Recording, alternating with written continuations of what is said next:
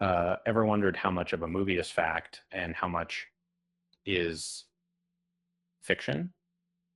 The new film Hamnet has captivated audiences, but how closely does it stick to the real story of Shakespeare's son and family? Um, it's a tale woven with historical fragments and imaginative storytelling.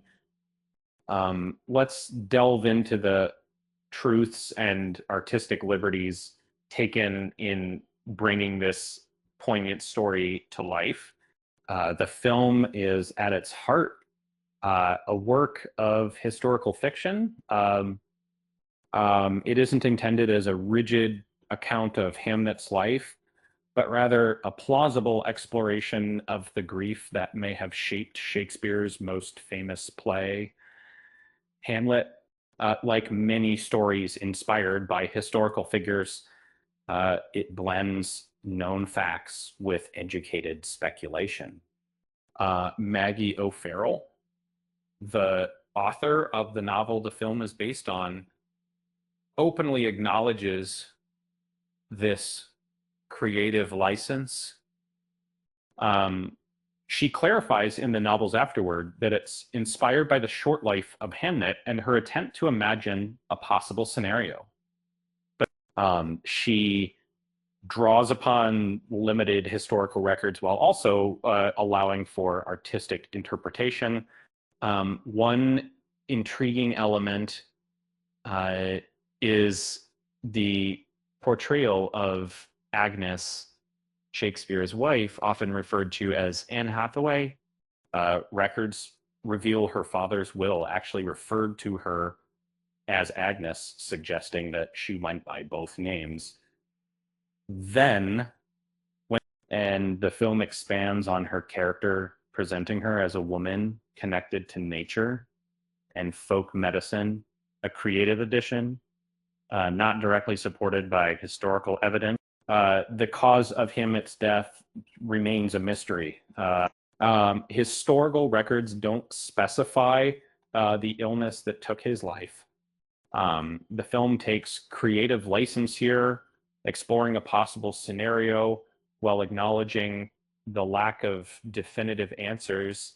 The absence of any mention of the plague in Shakespeare's works further fueled the author's speculation.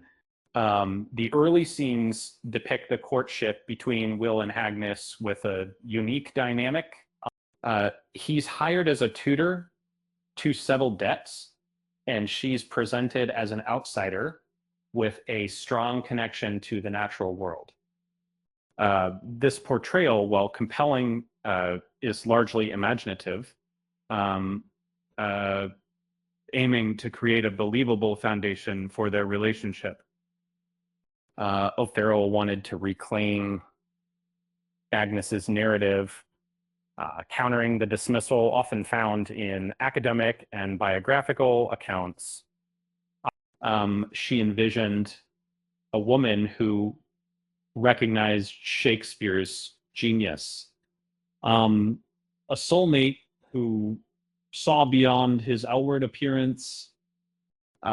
This interpretation adds depth and complexity to their relationship.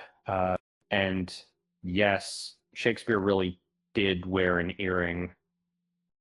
Portraits of the playwright often depict him with a golden hoop, a common fashion statement of the time. The film's costume designer, Malgosia Trzanska, embraced this detail, using it as a starting point for recreating Shakespeare's look. The costume design itself aimed for authenticity, drawing inspiration from crowd paintings of the Elizabethan era to capture the everyday attire of the time. While accuracy was a consideration, the overall goal was to create a visually compelling and emotionally resonant world.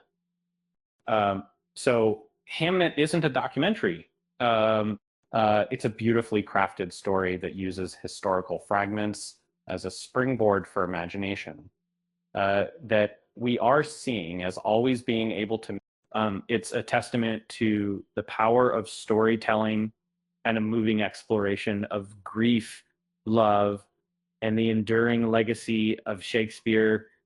And it's a reminder that sometimes the most compelling stories are those that blend fact and fiction. Uh, Speaking of blending things, you know what's also a blend? A Shakespearean actor trying to order a modern coffee, to frappuccino or not to frappuccino. That is the question. With that said, thanks for watching, and until next time.